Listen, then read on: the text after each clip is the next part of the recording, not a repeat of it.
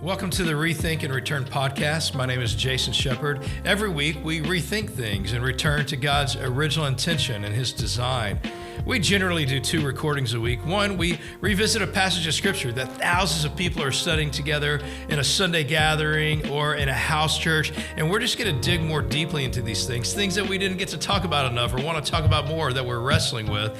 And then we do another recording where we're just working out leadership things, being a pastor and ministry or leading stuff, and wrestling with tensions of how we live like that in our world today. So we'd love for you to like this, subscribe to it, share it with other people. Enjoy the podcast. We'll see you soon.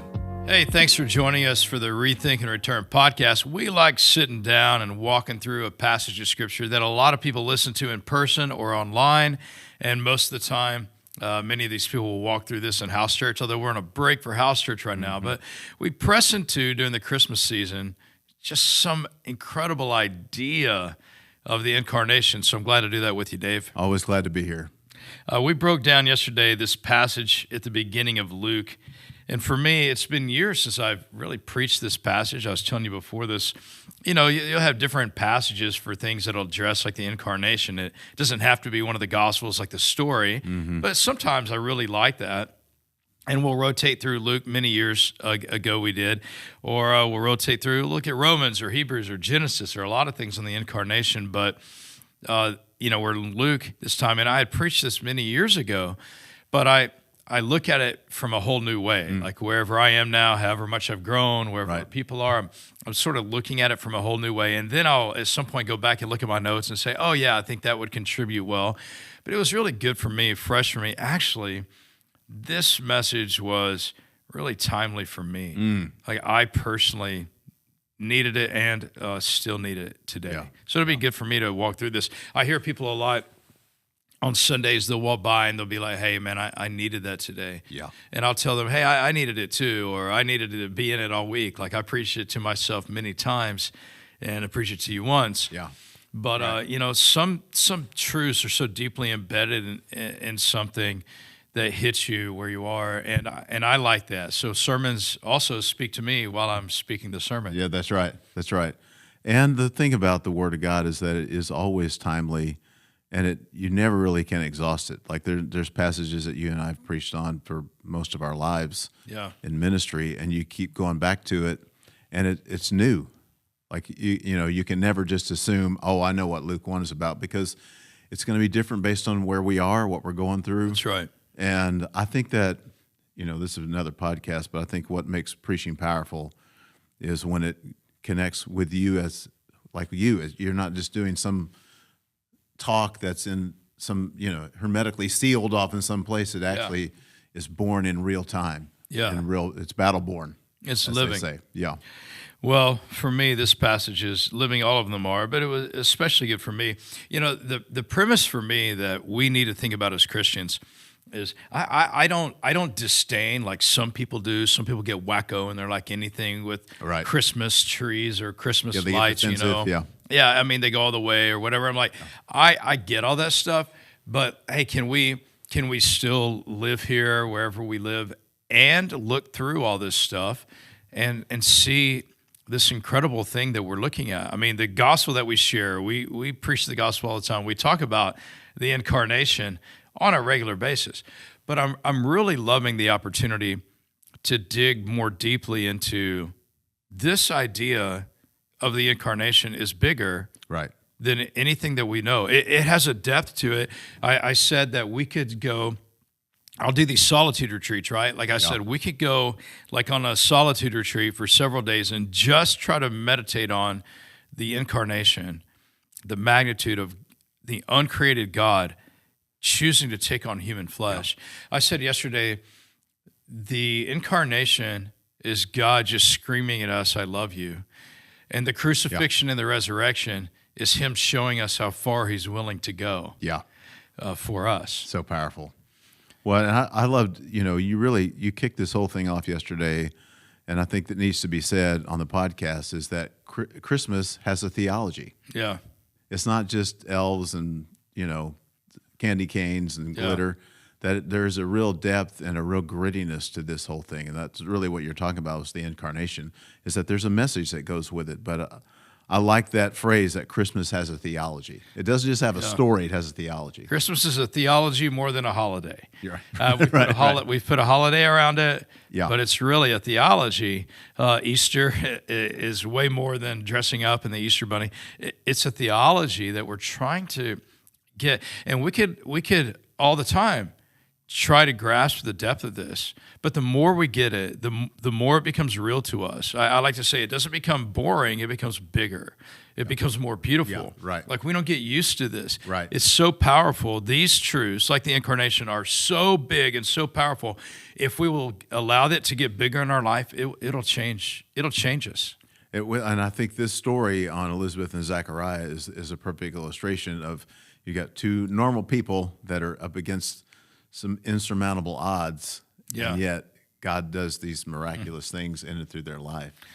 Don't we want that to be true for us? Yeah, we do. I mean, is it? I need that to be true for me. We need it now more than ever, don't we? Yeah, for sure.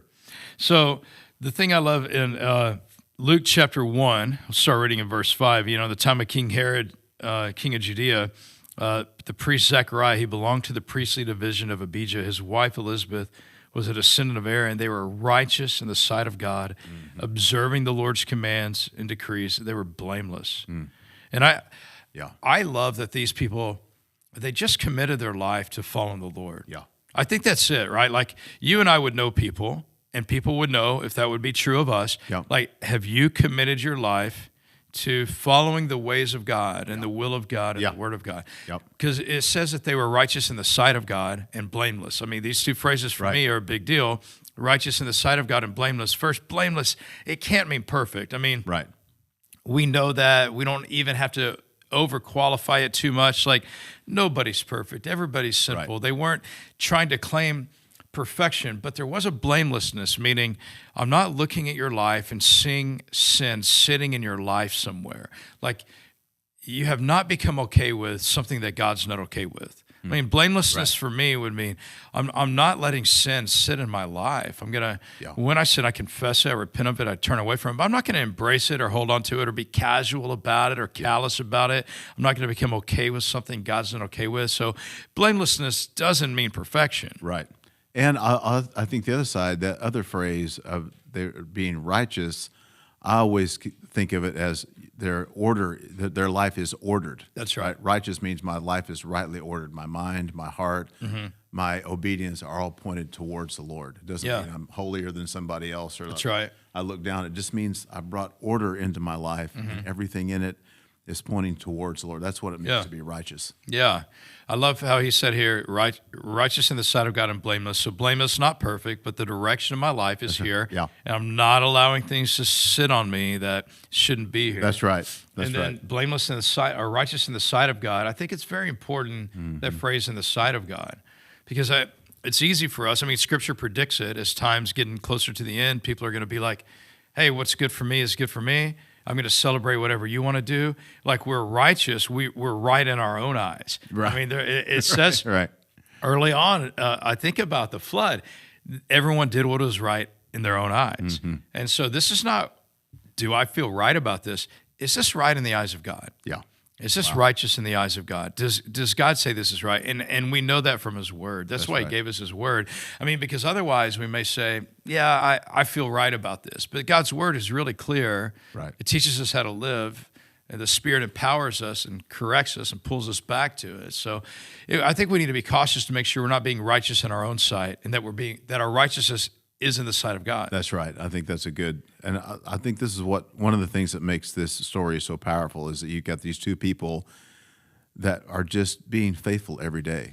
Like, they're not trying to get anything from God. They're just getting up and being faithful. All of a sudden, God interrupts their life with this incredible announcement. It's incredible. And so, like, I think that's, well, that's where we should.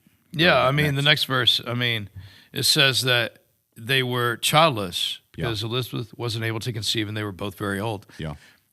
For me, I mean, right now I'm watching real time people that I know and love and respect that are walking through significant trials and tragedies, and they're still seeking the Lord and serving the Lord and being faithful to the Lord. Yeah.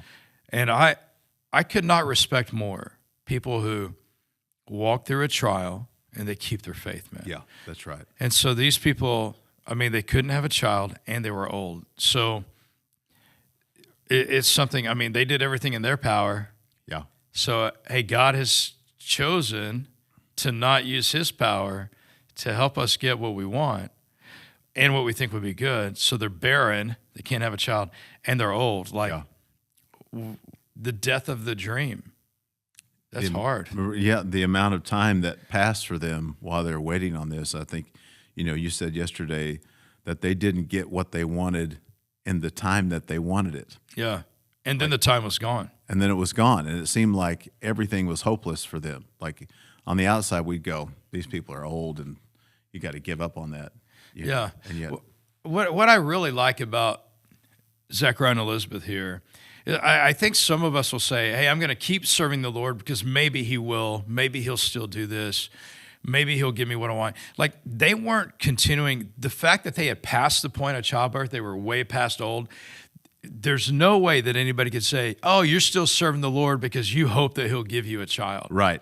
And so God took all that off the table. Yeah. Nobody could accuse them of serving the Lord for anything other than, man, I want to love God and obey him and serve him. Yeah. There was no hope for God giving me what I want. Yeah. I really think that's a beautiful place in life to get to. I mean, sometimes I think God withholds some things from us, or maybe some things are taken away. I'm not exactly sure how he works in all these ways, but I do think that God allows us to get to these points of we're not hoping for that thing anymore. I mean, they didn't think this was going to happen, and they still sought the Lord. Yeah.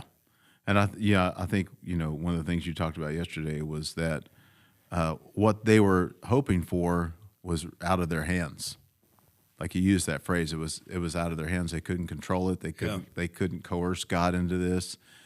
And I think there's something to be said of, man, maybe this is why it happens, is that God takes us through these seasons that we'll be faithful for no other reason than what we believe about his character. That's right. Right? Like there's a lot of people that seek God as a slot machine. Like, well, I'm going to do this. I'm going to declare it, and I'm going to make my declarations, and God's going to. But I mean, there is a level of faith that God tries to get us to, where we seek him for who he is and not just what he does. Yeah.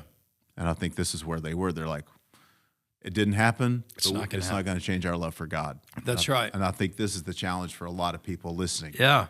Is it doesn't impact my love for God. I mean, the fight to stay in faith, that's the real fight in the season they're in. Yeah, I mean,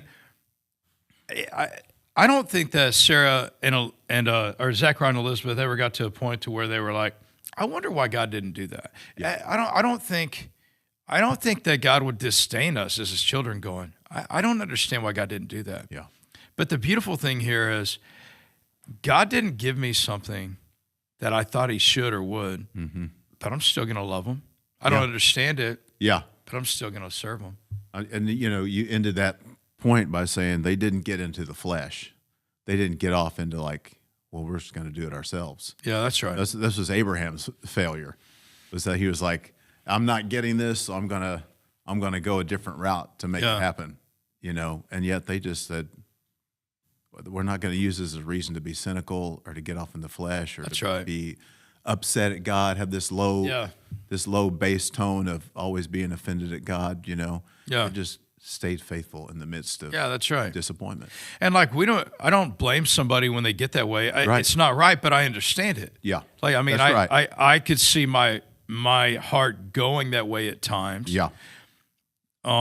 But the grace of God, his goodness, that path isn't a good path. Right. But to try to do it in our own flesh, like Abraham did, that didn't go well. Right. Or to just get bitter at God, that doesn't go well either. So the fight for us is just to continue to seek the Lord and stay faithful to him and serve him. That's right. Even when we're not getting what we want, or he took something away that was good, even when we don't understand, that's where we're fighting to stay. Yeah, that's right.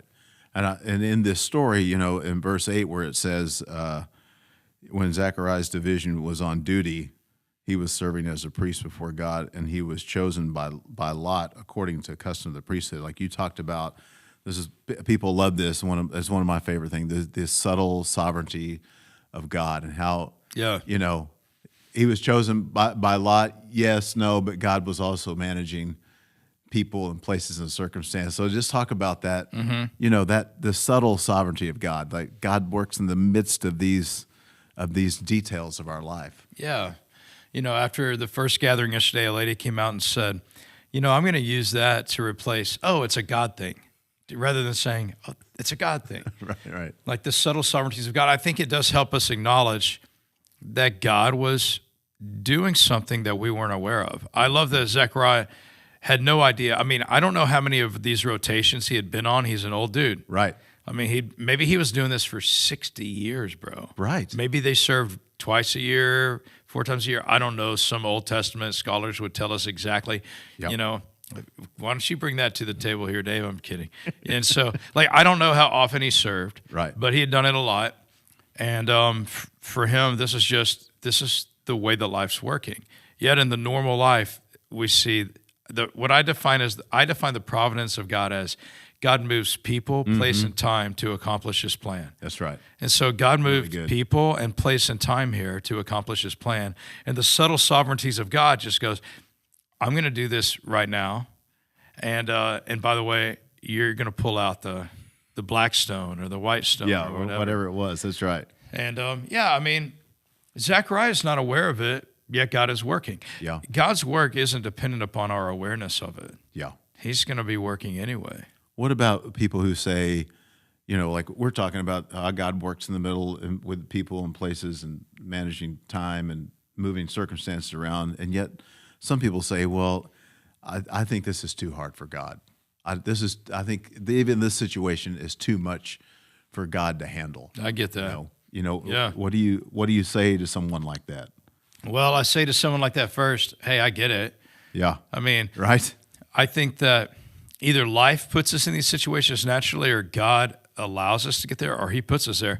Like, we're going to get to situations that are bigger than us. I am a fighter. I'll go after something that I believe in, that I'm supposed to do to help other people. I'm going to go hard after that.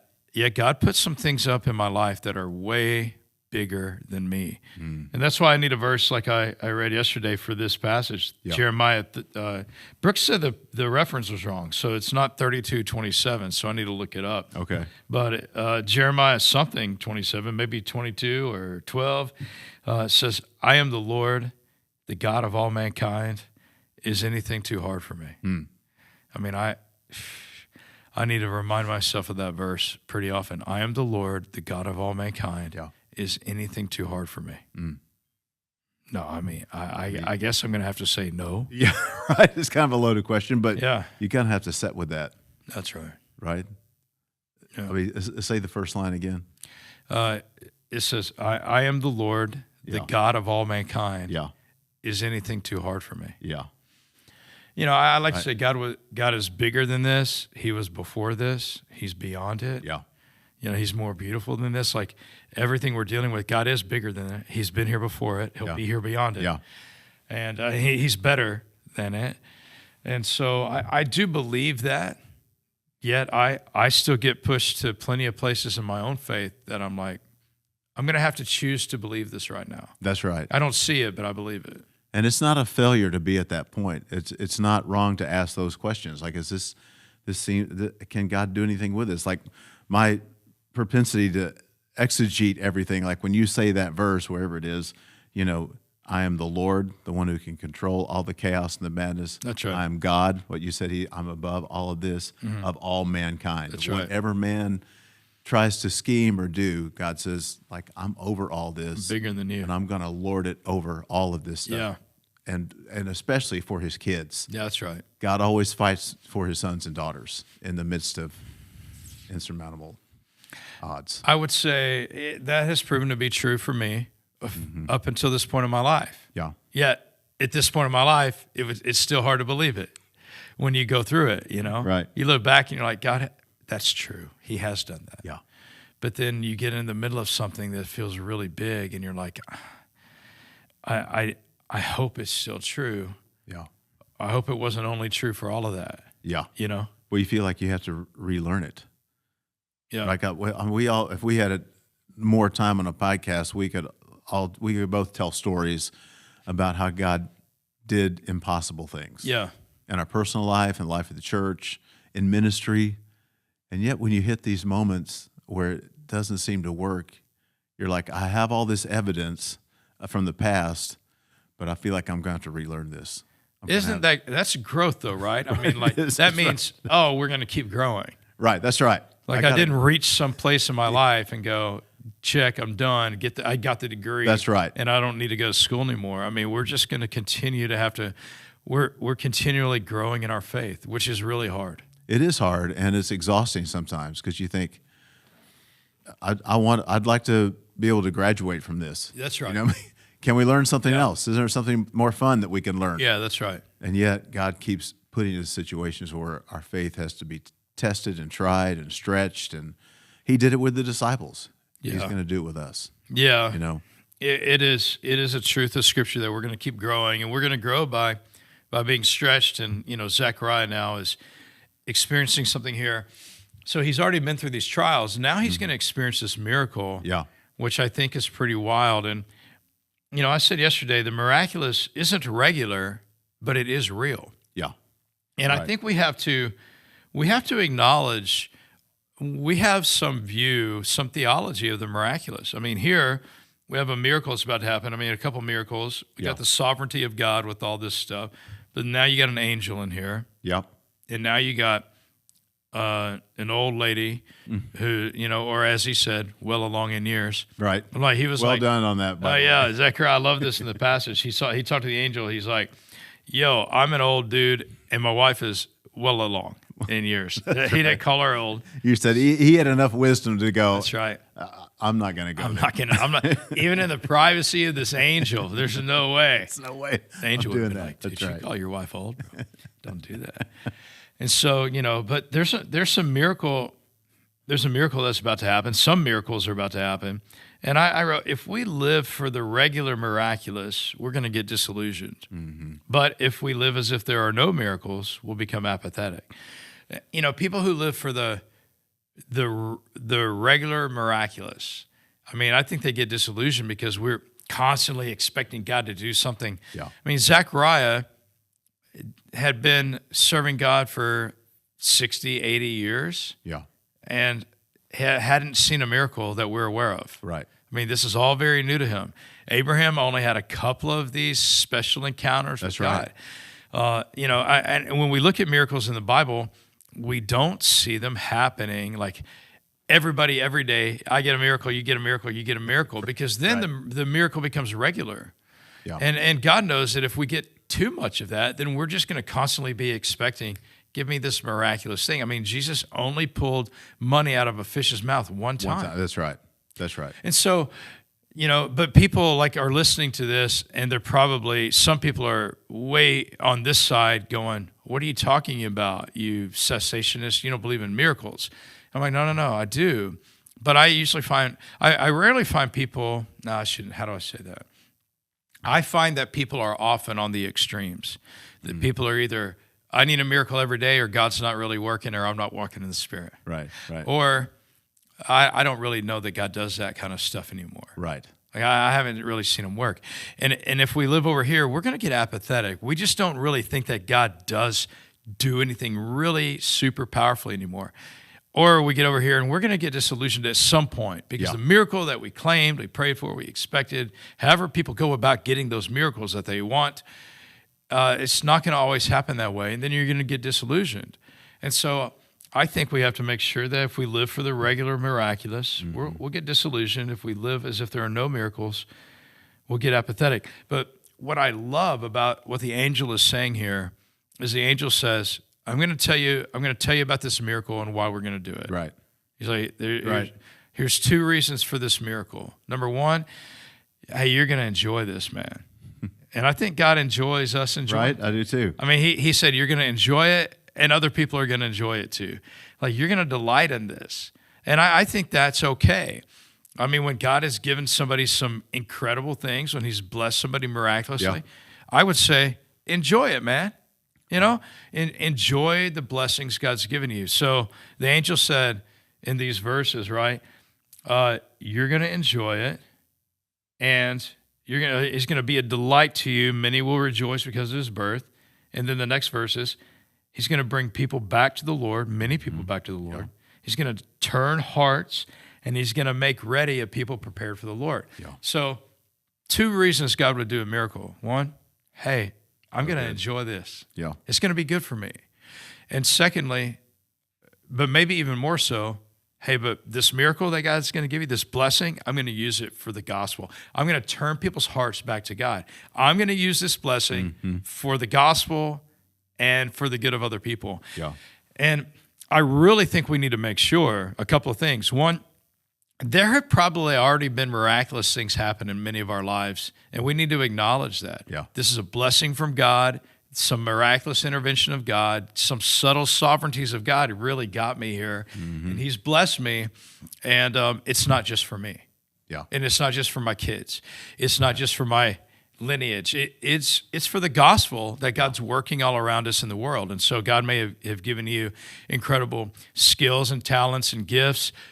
He may have given you platforms and power and influence. He may have given you possessions and money and opportunities.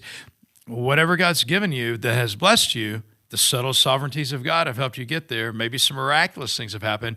And if you just look at it for your good, which would also include the good of your family, I think we're really missing the point of the miracle. And that's what the angel said here. He didn't just say, we're going to give you a kid and you're going to enjoy it. Right. He's like, we're going to give you a child. You're going to enjoy having a child. Yeah. But let me tell you that all that God's intending to do through this blessing. That's right. And we need to look at our blessings like that. I think you're right. And you said yesterday that in every situation there is the natural and the supernatural. And like when you're talking through this, like I'm looking at my notes, and verse 8 and 9 was him. His whole deal of the chosen by lot and all this stuff in verse 9. Which is just nitty-gritty, practical. I'm going to the temple. I'm in my priestly duty. I'm pulling the straw. And then it's followed by the appearance of the angel. Yeah. Right? So you got this just regular life. They're just making choices. Yeah. And then the angel of the Lord shows up. And I think that's right. We can't just rely on miracles all the time, but they often seem to be coupled with us making choices. Yeah. Just real, hard choices. Mundane choices, everyday choices. That's right. And then the miraculous steps into that situation. Yeah. You can't. So if he had been irresponsible, he said, well, he stayed at home because he was old and he gave up on his dream. That's exactly right. Instead, he shows up, he keeps doing what needs to be done in the natural, and that paves the way for the supernatural. And I think that's and then the enjoyment follows. You're like, man, totally. Only God could have done this. That's right. Yeah. And then he always reaches the one to get to many. Like he says, I'm going to give you John. That's right. But he's going to impact many. Yeah. Right? And that seems to be the rhythm of God. He goes to Moses to reach a nation. That's right. He goes to Abraham to become the father. Yeah. He reaches one to go to many. I love that. I agree with that.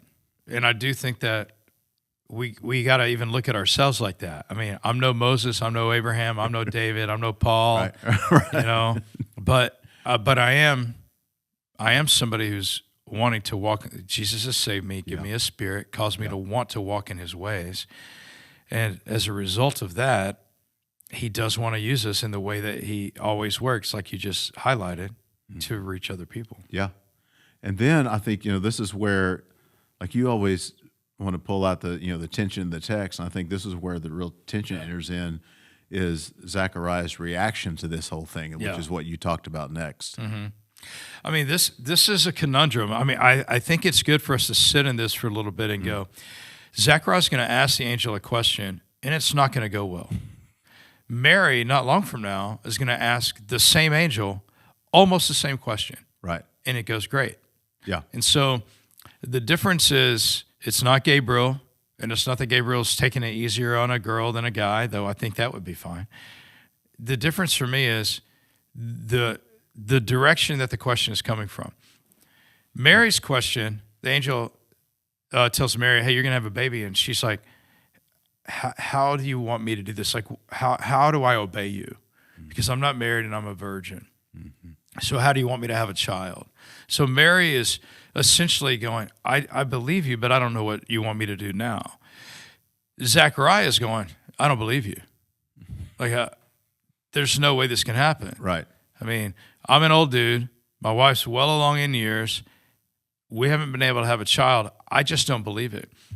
And yesterday I spent some time on this, and I think this is the part that I have to keep checking myself too. I love that Scripture often gives us an opportunity to just sit back and investigate our own soul, you know? And I think Zechariah had just had to, at some point, reconcile, God doesn't want this for us. And there are things in my life for sure that God did not want for me that I wanted or I thought I wanted. Yeah. I mean, so I've had to just accept those things. Yeah. And for some people, many people, it would be that we just accepted that, hey, God didn't want us to have a child. And I think Zechariah had gotten there. And I'm sure there were other things that Zechariah had also gotten to. God doesn't want us to have a child. But Zechariah had shut down some aspect of God's either love for him or God's ability. I mean, either Zechariah's going, I don't think God cares about me enough to step into this part of my life. Yeah. Or I don't think God's able. And I think that's the caution that when we go back to God and ask God things and say God things, are we coming from the perspective of, I believe you, but what do you want me to do? How do I move forward? Yeah. Versus, I don't really believe you anymore. I don't think you love me. I don't know if you love individuals, that way. And I don't even know if you have the power to do something like this. Yeah. That's a very different way of approaching God, and it gets very different results. It does. And it also, I'm thinking about the contrast of him being a priest and knowing all this theology, That's this good. practice, and still living in a level of, That's I don't right. think this is right. Mm-hmm. That you can be theologically informed and totally clued out spiritually at the same time. Yeah, that's a great point. I mean, I think we have a lot of people who know a lot of their Bible, which is good. We need it. I need it. I need more of it. I'm continuing in it until the day I die, I plan to. But we have a lot of people who know a lot of the Bible, but they're not exercising their faith. Right. And it seems like that's where Zechariah was. I'm going to obey the Lord. I'm not going to walk away from him. I'm not going to get bitter and go live in my flesh. Right. But there's just not a vibrant, living, God is working in my life kind of relationship, Because his response was so quick. That's right. It wasn't like, it was close. It wasn't like Mary, like, let me ponder this. That's Let me help me to lead me through this. Yeah, was you're just right. Like, how is this going to happen? I mean, look That's at right. all of these obstacles. And don't you think, like, I heard a number of people after we got, I hear the sermon twice, and so I also hear people's reactions, and there was a number of people around us yesterday that really resonated, this idea that I don't think God could do this for me, right? I mean, like, and I felt that way at different times in my life. Sure. I felt like he could probably do it for everybody else, but not for me. Well, and you've seen him do it for other people. Right. And so what do you do? Yeah. What do you tell someone to do with that? That when that rolls around inside of someone's soul, it's like, I don't really know if God, I know he can do it, and he could probably do it for that guy over there because, but not for me. Just somehow we disqualify ourselves. Yeah. Well, I mean, I heard somebody one time say, man, I felt bad having another baby because I have friends who can't have any. And I feel bad celebrating it. I mean, sometimes I feel bad sort of preaching a passage knowing there are people who would love to get a visit from an angel and tell you you're going to have a baby, but they're not going to get that. Yeah. Or they haven't yet gotten that. And I think there are probably other things that died in Zechariah's life too. I mean, you think about it. Zechariah and Elizabeth's parents died without ever seeing this. Mm-hmm. Their son John's he's not going to grow up with any friends, bro. Right.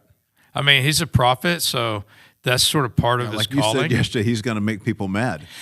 Well, most people don't enjoy hanging out with prophets. Yeah. And they didn't, that was the case with John and most of the other prophets in the Old Testament. But, I mean, this dude, they're not going to grow up going to birthday parties together. Hey, John, you hanging out with your grandparents? No, that's my mom. I mean, it's just... Yeah. Even with this blessing, there was so much that had been lost. Yeah. And I think we just all have to accept there will be things that all of us lose on this side of heaven. There's so much lost. There's so much given. There's so much good. There's so much beautiful. There is so much gained here, but there is so much here that is lost. Yeah. And I think we have to go, does that mean that I quit trusting God? And this is where the proper view of the gospel comes in for me. Beauty and brokenness commingling, suspended between heaven and hell. Like, I know God is still good. God is still working. God is still around. But that doesn't mean that everything in my life that I think I should have or want to have, or I would give me if I was God, I just know in this broken world, that's not all going to happen. You said yesterday that if we don't do some introspection about this whole thing inside of us, that it will create a hardened heart. Sure. And I think that's, I guess you've seen that in people, right? Like if we don't, like what we're doing right now, talking through this is what every person ought to be doing in their time before the Lord, right? Like working through this stuff. Like there are losses, and I do have to, I have to confront them. I have to think deeply about this, because if, like what I heard you say is, if you don't, it's just going to make your heart hard. And maybe this is what was happening to Zechariah. It's like his heart just got hard somewhere along the way. I don't know. We don't know if Zechariah was in some kind of community, if he had a house church, if he had a mentor, if he had an older mentor, that mentor had died. Yeah. In fact, some of my friends who are older, many of my friends are 20 years older than me. Yeah. They're people that I know well, and they know me, and we meet regularly. Many of those guys, they talk about now, they don't have anybody in their life to mentor them. I don't know, at some point that had maybe phased out of Zechariah, and now he's the OG in the room. I don't know if he had anybody asking him these questions. I don't know if he's dealing with it with the Lord anymore. It seems to me by his response, and his quick response, as you noted, that he had just sort of let this settle in his heart, and maybe a little part of his heart shut down to the possibility that the Lord personally loved him and the Lord had power. And so I think we need to check our own heart. I just, at the end of the day, I don't want my heart to get closed down. Right. I have to watch that. There are other reasons for me that I have to watch. Man, I think my heart here could really shut down. This is too painful. It's going on too long. Yeah. It's too much. And I could just Bro. out of self-protection, I could turn my heart off a little bit. I think in different areas, and for some people it may be like a barren womb and childlessness, but for other people it's going to be something else. For me, it's definitely been a battle over other things and other battles happening. And I think you're right. We have to be aware of a lot of different things can push people into that place, but you have to be aware of the tendency to get there. You're like, under the right conditions, whatever they may be, we are all susceptible of ending up like Zechariah. We could all having get the there. same kind of response. And then, we get to, you move over here to 19 and 20, and then the angel renders a verdict on Zechariah's response, and tells him that he's going to be silent. Yeah, you're not going to be able to speak until the day this happens. Yeah. And then Zechariah goes outside, and, he's trying to make signs with his hands about an angel. What are you doing? Yeah, I don't know what the angel looked like. wings. Yeah, and so I think, that my whole point on that thing is, when we get to that place, we're going to watch God's work from the outside. Yeah. God's going to still do his work in the world. This is the reality. For somebody who's listening, who's like, I'm a skeptic, I'm angry, I'm away from God, and whatever, God is still going to do his work in the world. I know that if I turn my heart against God, he's going to keep working in this world. Yeah. But I'd be watching from the outside. Yeah. And so the greater joy is getting to be a part of God's work. And I know a ton of people who, for whatever reasons, they just let their hearts shut down, and then they're watching God's work from the outside. Some people so much that they're like, I don't care. But that'd be as wild as us saying, Zechariah, you didn't care that you couldn't speak for 9 months and you couldn't enjoy all this. This should have been the greatest time of celebration in your life, but because you distrusted God, you didn't get to fully enjoy this. Yeah. And for me, I've seen it happen to people so much. I know that could happen to me. And I hate seeing it happen for other people. And I think it is for sure a warning that you miss out on the joy. The word says that the joy of the Lord is our strength. Yeah. And the consequence is, like even in my own life, like there would be times where I would be in these meetings and they'd go incredibly well, but for whatever reason, my heart wasn't in the right place, and like we saw a lot of responses and decisions, but there was no joy in it. Yeah.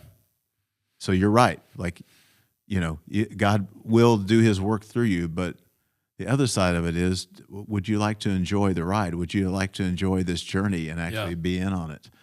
And where he wasn't, he was sequestered. Really, I mean, that silence is symbolic of being it is sequestered off from what God's doing. So, there's a little bit of a wall between what could be and what he was experiencing. The other thing that I wrote down is that you talked about was this whole idea that the root of all sin comes from not believing. Yeah. This whole, when you talk about Zechariah, like he was theologically informed, but it came down to it, he's like, no, you can't do this. And it like that's the root of all sin is, I don't believe God can do this. It goes back to the first sin. I don't believe that God is as good as God says he is. I mean, that's what the serpent was telling Eve. God's not really that good.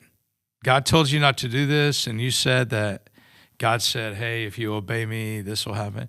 But actually, God's not that good. And that the first sin was just doubting that God was as good as God says he is. Right. That's right. And that's the core of everything. Yeah. And I think we have to challenge our own souls on what do I believe about God? I mean, do I believe he's good? Do I believe if I ask him for something, he won't give me a stone, but a piece of bread? That's right.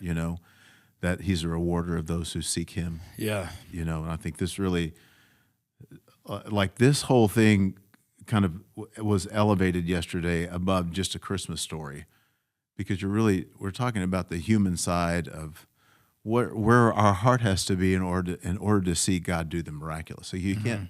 It's difficult to be cynical and trusting at the same time. That's right. Well, I mean, for whatever reason, God decided to include in Scripture, just before the birth of Jesus, the birth of John the Baptist, and for all of these things, he used very ordinary people. So God included this story as the precursor to the Christmas story. Yeah. And they were actually really closely tied together. That's right. And so I like looking at the context in which Jesus was born. And we only know that context because he told us about it. Mm-hmm. That's right. He revealed it to us in his word. So we need to look at it. We need to think deeply about it. And when we do, I think we'll see magnified maybe more than ever. Yeah. We get to see in the story the way that God works. That's right. I like to say the Bible is always telling us who God is and how God works and how we live in response to him. Yeah. I think that's what all the Bible really is. Like anywhere you read, really who God is, how God works, and how we live in response to him. So we're always looking for attributes of God, who God is, and we're looking for how God works. What are his ways so that we can identify that? And then how do you want me to live in response to this? Like, what does this mean for me? And so I even think if you're discipling somebody, people come up with the questions. I mean, we have questions in our thing, but we could say, hey, what does this tell you about who God is? Yeah. What does it say about how God works? Yep. And what does it say about how we live in response to him? That's right.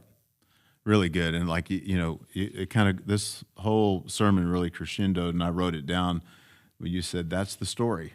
The story is not about you. It's not about me. It's about what God is doing in the world. Yeah. And that's the story. That's the story. I mean, I think that's pretty powerful.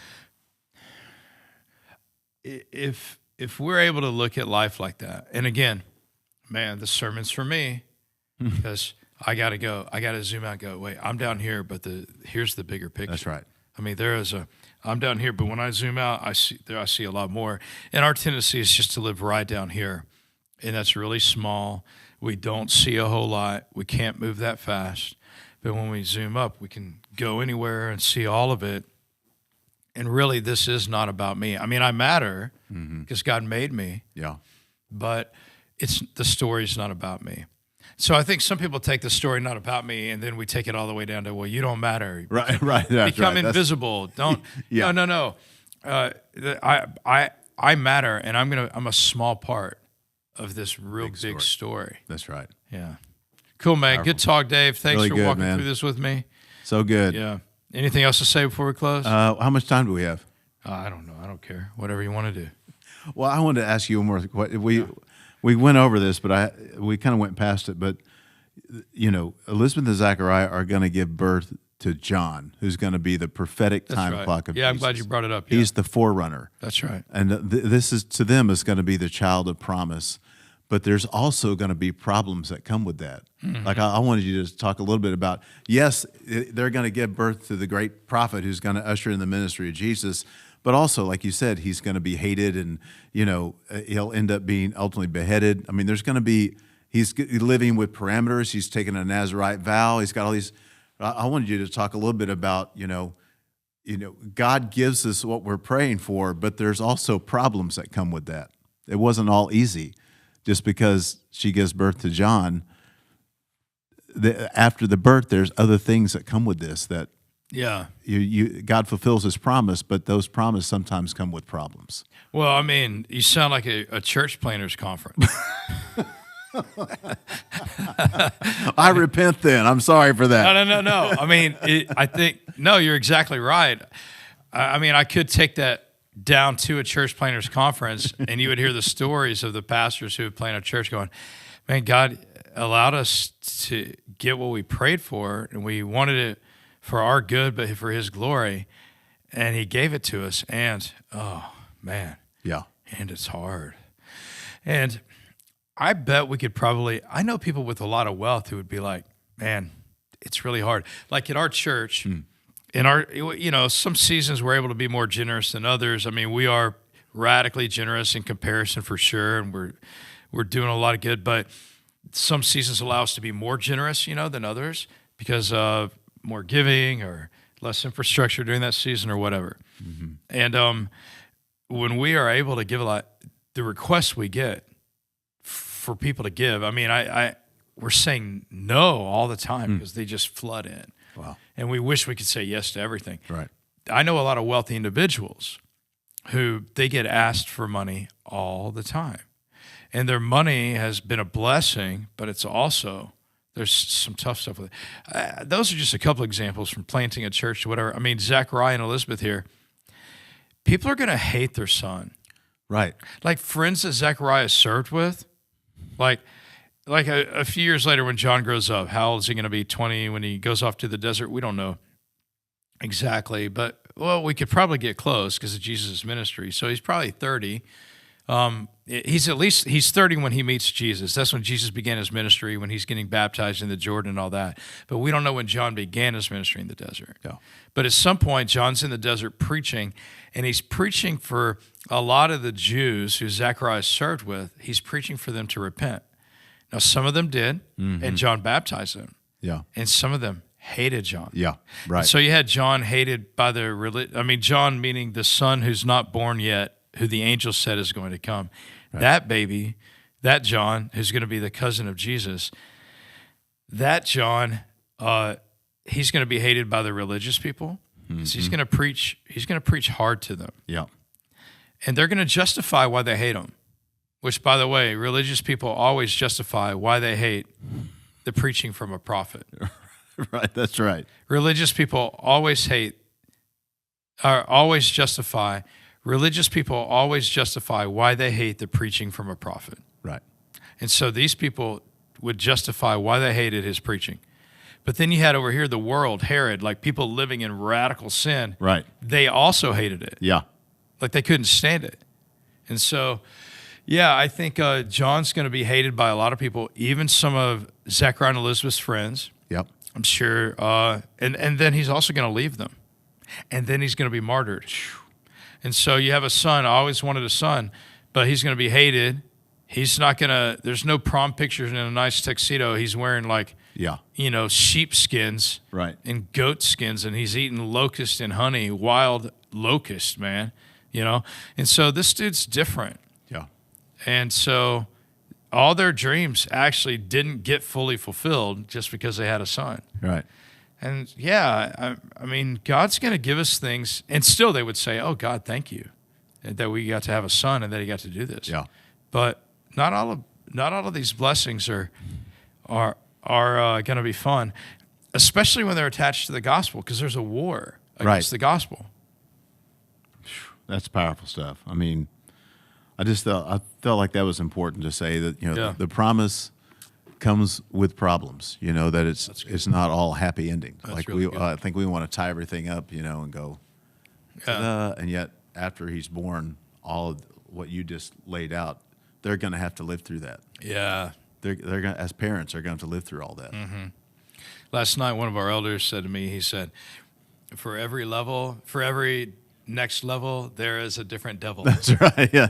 New level, new devil. Yeah. That's right. So I think, good. Yeah, just to be aware, hey, wherever we grow, there's going to be something else. Yeah. Whatever there in this world, there aren't going to ever be blessings that remove all of the burdens of this life. Yeah. We're never going to get there. There's never going to get to a time in our life where we get blessed enough that it removes the burdens of this world. Yeah. And it didn't happen for Zechariah and Elizabeth, and it's not going to happen for us. It didn't happen for Mary and Joseph. Right.